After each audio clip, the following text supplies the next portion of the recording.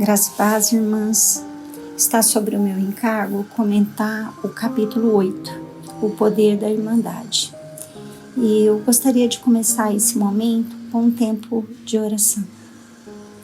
Amado Senhor, nos colocamos diante de Ti com temor e tremor, muita reverência, pedindo ao Senhor que o Senhor nos ajude nesse tempo que estaremos lendo esse capítulo, considerando as verdades escritas, e o nosso desejo é que o Santo, o doce Espírito Santo, possa produzir em nós todas essas realidades, porque nós almejamos ser mulheres que possam expressar, possam manifestar a sua vida, mulheres que façam a diferença nesse tempo que antecede a sua volta, mulheres que cumpram o seu papel e que vivam a verdadeira feminilidade. Clamamos ao Senhor a sua ajuda. Ajuda-me, Senhor, a não atrapalhar aquilo que o Senhor tem para fazer, não só na minha vida, mas na vida de todas as irmãs que estarão ouvindo este áudio. Ajuda-nos, Senhor. Nós te pedimos no seu próprio nome. Amém. Queridas, a autora, ela começa contando que em 1966 a Beth Friedan, ela reuniu cerca de 25 mulheres em seu quarto de hotel com um objetivo, era desenvolver estratégias para lançar o movimento feminista. E em pouco tempo, cerca de 4 anos mais tarde, 20 mil mulheres marchavam orgulhosamente pela Quinta Avenida em Nova York, identificando-se como parte desse movimento de libertação. A autora questiona como isso aconteceu. Como ideias de tão poucas mulheres conseguiram essa grande aceitação? E a resposta veio pelas próprias feministas, que foi graças ao poder da Irmandade. E elas diziam que as mulheres têm grande capacidade de influência. Quando trabalham juntas, elas podem se tornar uma força indomável para a mudança. Então, a Nancy DeMoss, juntamente com a Mary Cassian e outras irmãs, se juntaram. E elas chegaram à conclusão de que estava na hora de uma contra-revolução, mas não uma contra-revolução política e barulhenta, mas sim uma contra-revolução calma, feita por mulheres e homens cristãos que ousem crer na palavra, que enfrentem essa onda popular e se alegrem no plano que Deus traçou para eles. E elas citam um texto de Deuteronômio 32:30, que com o Senhor um só homem pode perseguir a 1000, ou 2 podem pôr em fuga 10.000. Então elas concluem: poucos podem atingir muitos. E aqui na página 187 ela vai fechar a página com uma frase muito bonita, que esse movimento era para mulheres comuns, mulheres que amam o Senhor Jesus, que almejam ser produtivas, que almejam ser acolhedoras, que almejam ser prestativas, que almejam deixar um legado, que almejam fazer a diferença. E elas falam assim que poucas causarão um impacto em muitas, e à medida que uma mulher após outra dizer sim, Senhor. Na página 188 e 189, ela começa a desenvolver a ideia de que almeja ser produtiva. E ela vai dizer que a sociedade incentiva a mulher a ter uma carreira profissional, a perseguir o sucesso, o poder, a entregar ao sexo, a buscar autoridade, realização, a autorrealização como alvo principal em sua vida. E, em consequência disso, o casamento, a maternidade são completamente desvalorizados. E, segundo as feministas, essas instituições prendem a mulher a uma situação de escravidão e impede-as de alcançar seu verdadeiro potencial. E que as crianças, elas são consideradas fardos ou limitações à felicidade das mulheres e a capacidade que tem de imprimir uma marca na sociedade. Nós sabemos que essa é uma ladainha do movimento feminista. E a mulher, pela palavra, de acordo com a palavra de Deus, ela de maneira intencional foi feita para ser mãe. E segundo os preceitos divinos, isso é integral à feminilidade, que a capacidade da mulher de dar luz revela o nosso propósito, o chamado espiritual de Deus para a mulher gerar e nutrir. A autora ela fala que a capacidade da mulher de dar à luz revela esse chamado e que Deus programou a mulher para isso. Que toda mulher normal ela está equipada para ser mãe. E é claro que nem toda mulher do mundo estão destinadas para fazer uso dessa aparelhagem tão perfeita e maravilhosa que o Senhor fez. A autora diz também que a primeira mulher, Eva, cujo significado é doadora de vida, essa mulher já foi criada com esse propósito e que o desejo de Deus é que todas as mulheres casadas ou solteiras, férteis ou inférteis, gerem vidas, independente do estado civil. Que a ocupação ou a idade, o alvo de uma mulher deve ser glorificar a Deus e expandir o seu reino por meio da reprodução, dando fruto espiritual. A autora diz também que a maternidade é um aspecto crucial do plano redentor de Deus, que ela é essencial para conservar e transmitir essa verdade geracional, essa verdade à geração seguinte. Satanás ele vive tentando sabotar o plano de Deus e existe uma batalha sangrenta nessa área. E criar filhos é precioso aos olhos de Deus. Ser esposa é um chamado nobre e santo. E o objetivo mais importante da mulher é ser espiritualmente frutífero, gerar e criar uma prole espiritual. Nós sabemos que nem todas as mulheres se casarão, ou que todas que se casaram não terão filhos, algumas não terão filhos, mas todas as mulheres são chamadas a serem espiritualmente frutíferas. Na página 190 e 191, a autora vai lembrar de Débora. E ela fala que Débora, ela era casada com Lapidote e que a Bíblia não diz se ela possuía filhos ou não. Débora, ela se descreve ali como a mãe em Israel.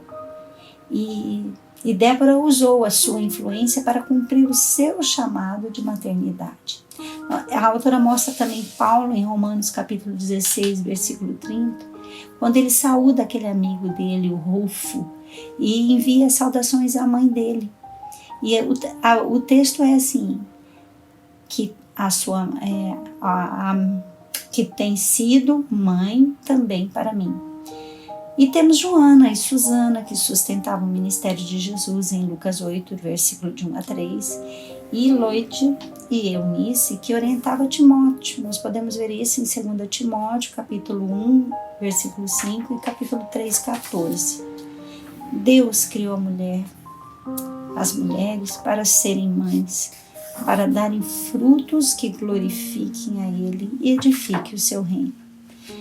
Na página 192 e 193, ela começa a desenvolver agora o assunto almeja ser acolhedora. E ela fala que os comentários recebidos no site do Aviva Corações mostram como os adolescentes e as mulheres pensam sobre feminilidade. E elas veem lá declarações como estas: cuidar de crianças e afazeres domésticos é desprezível.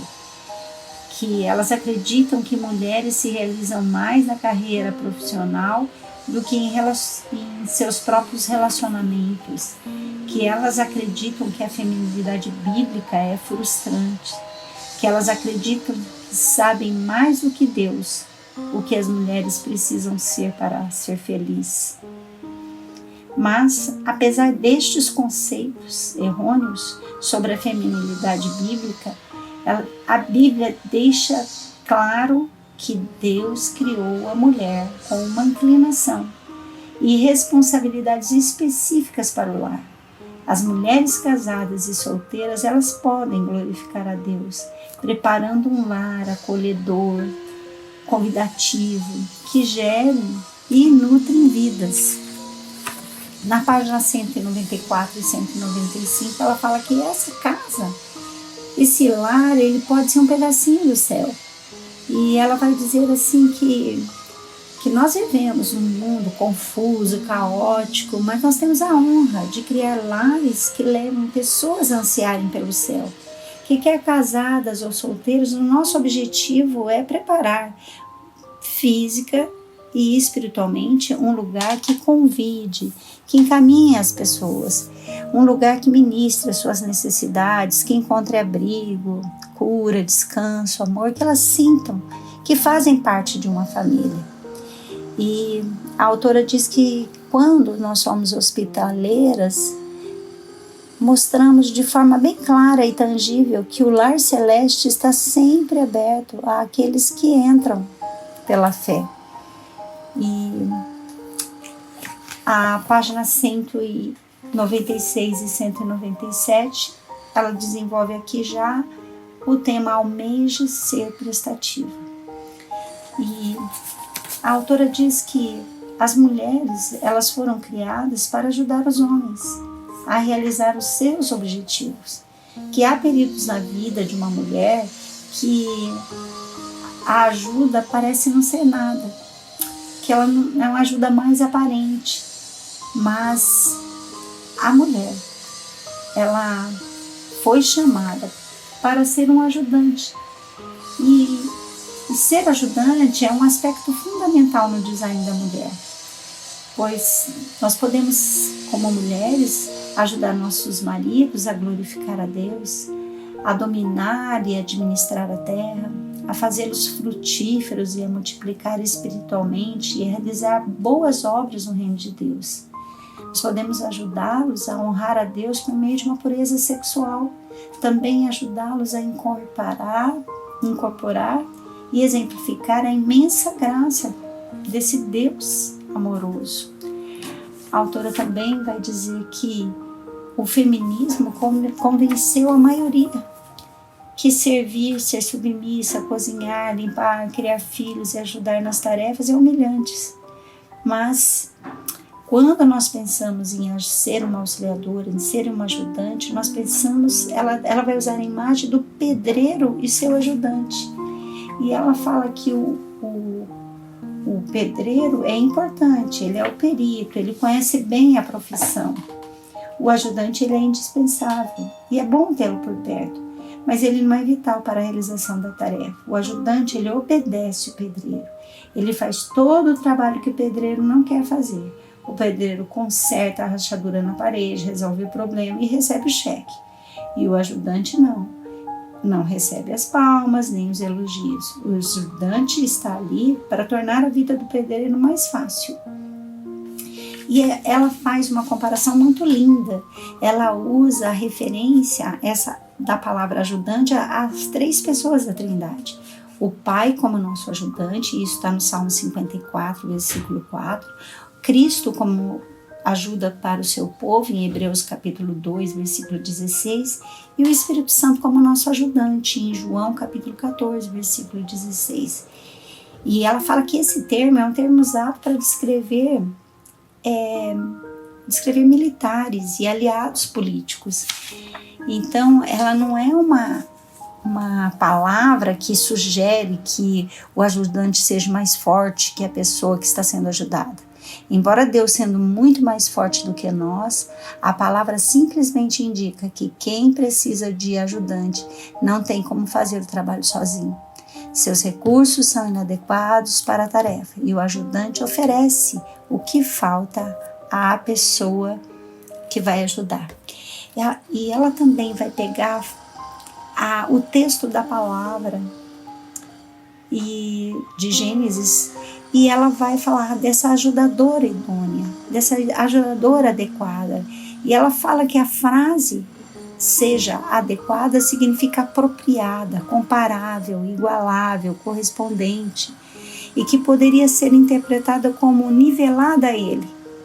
E ela completa aqui que a mulher foi feita sob medida para o homem, e que ela traz na bagagem, o que ela traz na bagagem complementa perfeitamente, e o que ele traz na bagagem também complementa, e que ambos contribuem com o que é essencial para a realização da tarefa, e que o adjetivo adequado mostra que, diferente dos animais, a mulher é igual ao homem, e pode ser uma com ele, como Gênesis diz, né? Gênesis 2:24, em seu propósito de glorificar a Deus. Na página 198 e 199, ela vai falar que esse ser ajudante é um aspecto fundamental de nosso design como mulher, como nós somos chamadas para aplicar no relacionamento com o marido. Mas ela fala que nós podemos então ajudar os nossos maridos, como nós falamos há pouco, a glorificar a Deus, a dominar, a administrar. Então na página 200 e 201 ela vai falar: almeje deixar um legado. E é bonito porque ela vai citar várias mulheres que deixaram um legado. E ela diz assim que as mulheres, elas foram criadas para realmente expressar a glória do Senhor. E ela fala que a Susan Hutt, que é uma escritora, ela tem uma frase bastante interessante que ela diz assim: temos que recapturar o legado da feminilidade bíblica e de modo cuidadoso e intencional transmitir à geração seguinte. Se uma geração for descuidada, a geração seguinte irá sofrer, abandonar o design de Deus para as mulheres e provocará efeitos devastadores no lar, na igreja, na cultura, que a batalha em favor da feminilidade bíblica não é novidade. Ela não é nada mais do que reivindicarmos o que sempre foi e sempre será, mas reivindicar é preciso, para a glória do Rei soberano e avanço do seu reino. E na página 202 e 203, ela continua falando da beleza e a influência da mulher. Ela fala que as mulheres, elas devem ter o seu coração, um coração pronto para ajudar as mais novas, que as mulheres mais velhas devem estar dispostas a investir as suas vidas em mulheres mais novas. E ela vai dizer que o modelo bíblico de feminilidade exige que passemos o bastão da fé à geração seguinte e requer que primeiro modelemos o que significa ser uma mulher cheia do Espírito, que vive de acordo com a sã doutrina, como diz Tito, capítulo 2, versículo 1, e também requer que ensinemos proativamente à geração mais nova o que significa ser uma mulher verdadeira e como ter vidas que refletem o Evangelho de Cristo. Na página 204 e 205, então ela fala: almeje fazer a diferença. E ela cita que o pastor britânico John Angel James, em 1853, escreveu um livro chamado Piedade Feminina, e que ele mostra a enorme diferença que as mulheres fazem ao bem-estar moral e físico de uma comunidade. Ele vai dizer que ninguém é mais influente nesse mundo, seja para o bem ou para o mal, do que as mulheres. É verdade que cada mulher tem a sua esfera de influência, dentro da qual ela exerce certo poder para o bem e para o mal. Sem dúvida, existe poder na Irmandade, e a sociedade testemunhou isso de camarote no século passado, quando sentiu o impacto causado pelo movimento feminista. E agora chegou ao momento de fazermos diferente, fazer essa revolução contracultural. É isso que a autora propõe, que as mulheres A oração dela é que, pelo poder do Espírito, as mulheres tementes a Deus impeçam a desintegração dos gêneros sexuais diferentes, da sexualidade, do relacionamento homem-mulher, dos padrões normais, do casamento e da família, e influencie a sociedade rumo ao bem e à fé. Somente Deus conhece a grandiosidade dos efeitos dessa influência durante gerações e gerações. Ela vai falar para a mulher criar um movimento, que na década de 70, nós assistimos uma campanha publicitária de uma mocinha que ela falava que ela falado para duas amigas sobre um shampoo orgânico e que as duas falaram a outras duas e assim por diante. Enquanto a moça falava, a imagem dela era duplicada na tela da televisão. E isso fala do potencial de crescimento de uma mensagem anunciada de boca a boca. E se cada mulher que tiver esse estudo convidar duas outras para se juntarem a ela, e estas convidarem suas amigas todas, viverem o chamado da feminilidade verdadeira, elas serão usadas pela graça de Deus para virar o jogo e fazer uma profunda diferença na geração futura. O objetivo, então, do movimento de mulheres verdadeiras é ajudar a mulher a descobrir, a abraçar o design e a missão de Deus para suas vidas. É refletir a beleza do coração de Jesus nessa sociedade. É passar intencionalmente o bastão da verdade para a geração seguinte. E orar para que o Espírito Santo seja derramado em suas vidas, igrejas e na sua nação. E então ela vai encerrar falando para nós como nós podemos fazer a diferença. Então ela cita aqui 10 maneiras para que você se envolva e faça a diferença.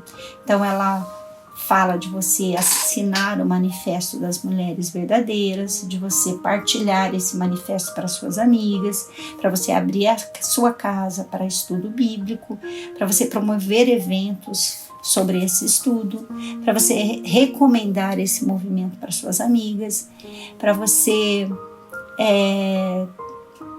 divulgar esse movimento, para você presentear suas amigas com livro ou DVDs sobre esse assunto, para você contribuir financeiramente, participar de conferências e fazer estudo bíblico, que estude livros que falam sobre isso. E ela sugere a leitura do livro Feminilidade Radical, ela sugere o livro Mentiras que as Mulheres Acreditam.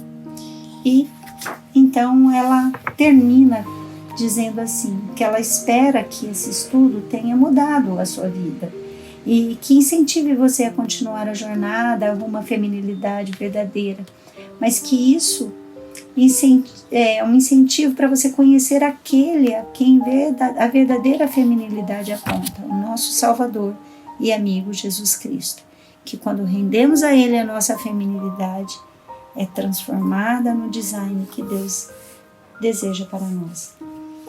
Queridas, eu gostaria de comentar sobre esse capítulo, começando com uma história que está no livro Eva no Exílio, de Rebecca Merkel. Ela cita no capítulo 2 uma história muito legal. Então ela vai contar aqui que os gregos antigos, eles contaram o mito da Atalanta, que a Atalanta era uma linda mulher, que ela era devotada à deusa Artemis, que havia jurado virgindade perpétua. Mas seu pai queria que ela se casasse, e ela era muito desejada. Então, ela concordou em desafiar cada um dos seus pretendentes a uma corrida a pé.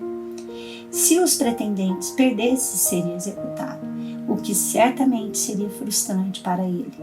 Mas, por outro lado, se vencesse, casaria-se com ela. Muitos homens foram executados tentando ganhar Atalanta como esposa.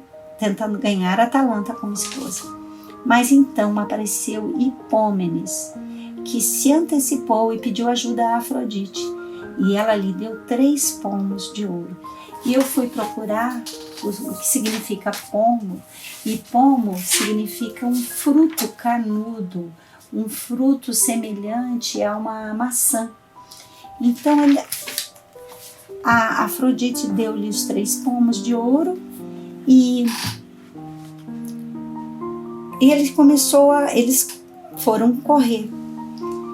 E quando eles começaram a correr, Hipômenes se antecipou e jogou um pomo à frente de Atalanta, para fora do caminho. Ela se afastou para pegá-lo e Hipômenes assumiu a liderança. Ela o alcançou novamente. Mais uma vez, ele atirou um pomo. Isso aconteceu por 3 vezes e no fim, Atalanta foi derrotada.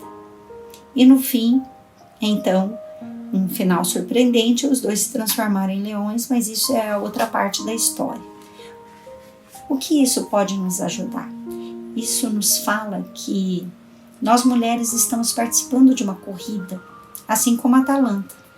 E há distrações brilhantes, reluzentes, sendo atiradas na tentativa de nos desviar e nos impedir de alcançar nosso objetivo.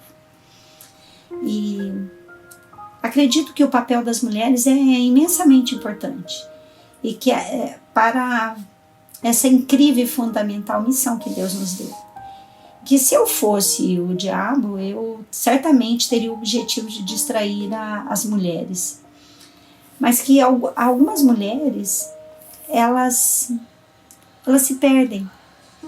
Elas se perdem e se desviam por tentarem viver no mundo real uma promessa de realização. E essa mentira, que é particular da nossa época, como todas as mentiras, são venenosas. E algumas são até misturadas com a verdade.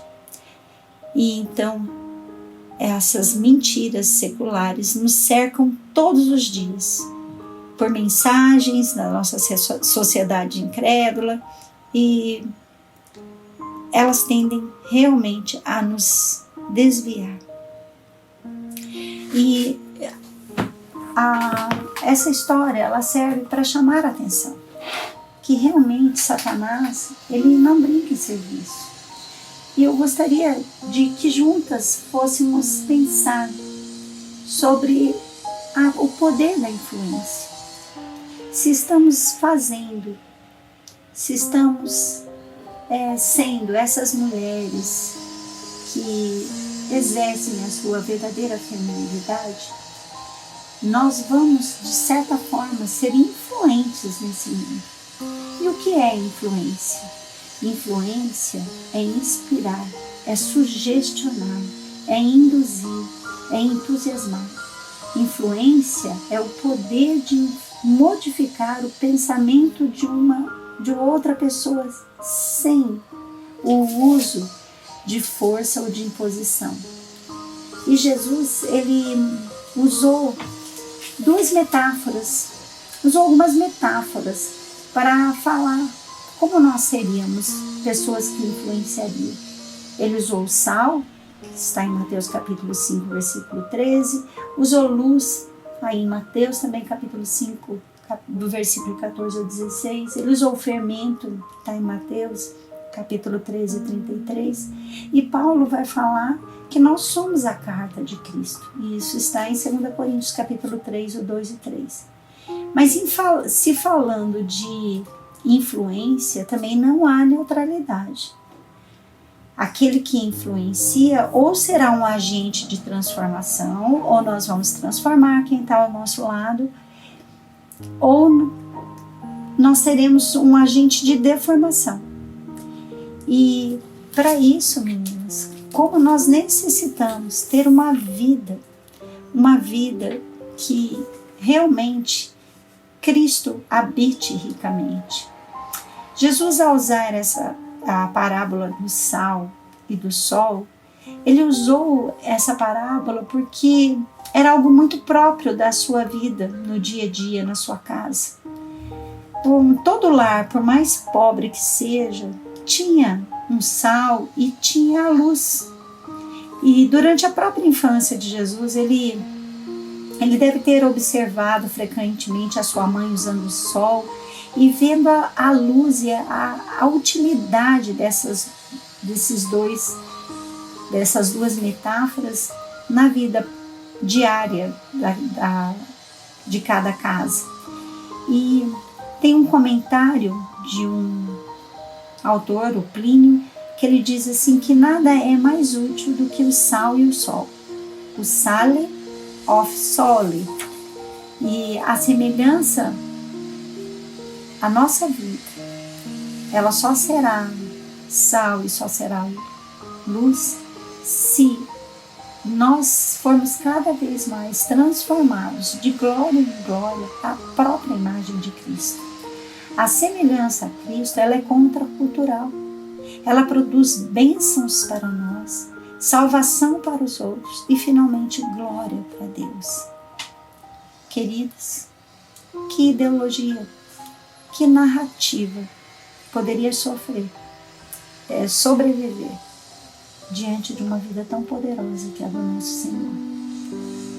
Que Ele possa crescer e nós diminuirmos, para que as nossas vidas sejam um canal de influência para esse mundo caído.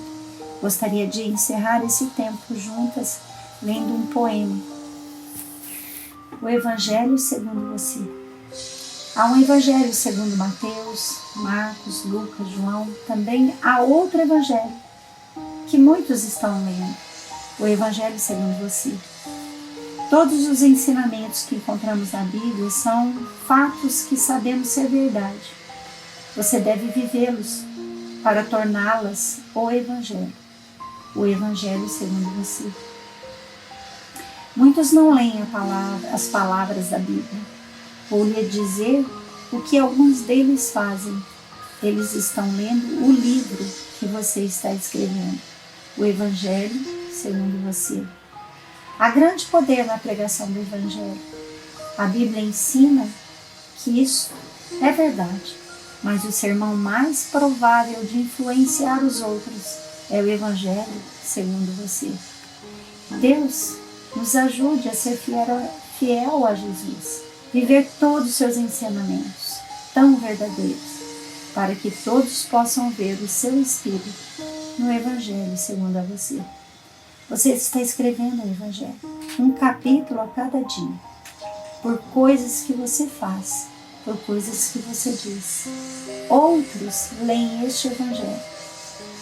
Seja infiel ou verdadeiro. Diga, o que é o Evangelho segundo você?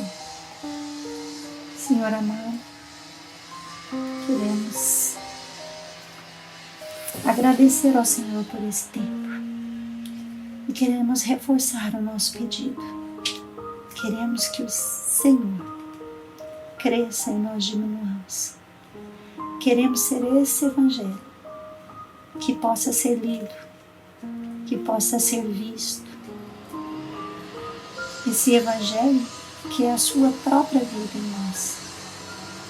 Amado Senhor, vivemos tempos tão difíceis, tão caóticos. Senhor, as ideologias, as narrativas têm sido constantemente bombardeando as nossas mentes. Nós queremos, amado Senhor, que o viver a Tua Palavra, o ser cheios do Teu Espírito, nos guarde, Senhor, nos liberte de toda a influência desses conceitos. Queremos ser cheios de Ti mesmo, para que não sejamos influenciadas, mas sejamos pessoas que influenciam, mulheres que influenciam, mulheres que fazem a diferença, mulheres que vivem para a sua própria glória. No Seu precioso nome que oramos.